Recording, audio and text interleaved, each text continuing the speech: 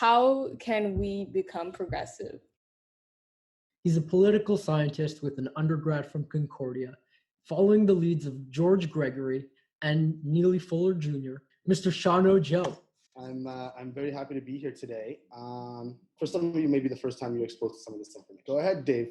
Growing up, I thought that voting someone based on superficial traits meant that you could be voting in someone whose ideas weren't fit to be discussed in the first place. I understood discrimination towards LGBT+ as we are going to discriminate against you socially, legally, and culturally because of who you are.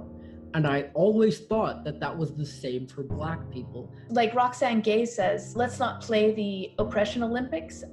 So first off, our brothers and our sisters in the LGBTQ do deal with a lot of systematic abuse. I believe I understand that movement. However, it is different to the Black movement. This idea of like coming together and being able to talk and being able to share experiences, I think is key. You know, it changes cultural understanding.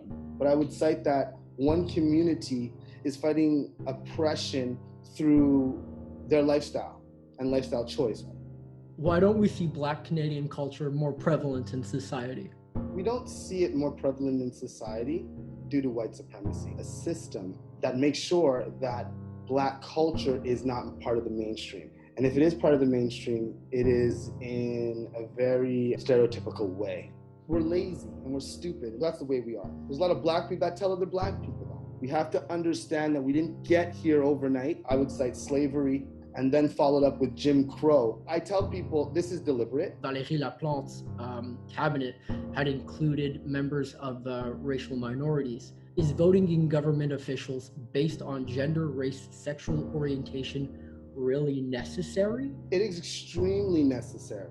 However, we need to make sure that we have apparatus in place and public insight there so that we're not electing people just based on race. After the Obama is a token, but I don't want to sound like I'm too jaded. Obama was in office during some of the most brandish, violent police encounters on camera. Obama did nothing for Black people. We're still marginalized. Wait. But what about BLM? BLM is a nothing burger as well. One of the main backers of BLM is George Soros. Extremely dangerous white supremacist. It's going to be hard to prove, isn't it? Well, that's the whole point, right? There's a lot of money being spent to try to get you to think a certain way. White supremacists and white supremacy is not a game to be played with. These people are smart. They're not stupid. To play them off as stupid would be to do a disservice to yourself. Gavin McInnes, he's behind the Proud Boys. Rebel Media! In Canada, Montreal, René Lévesque, along with others, rallied. And the first thing that they did was they got laws passed to protect Black people. The only problem with us is that we've been systematically destroyed and oppressed on purpose. Are you talking about the Quiet Revolution? I'm talking about everything. I'm talking about the Quebec Act all the way up to 101. But we never talk about that. We talk about how great Martin Luther King was and all the great things he did. But we never talk about that we assassinated him. John F. Kennedy Jr. was assassinated. I want you guys to remember that. The civil rights movement of the 60s, Black people lost that.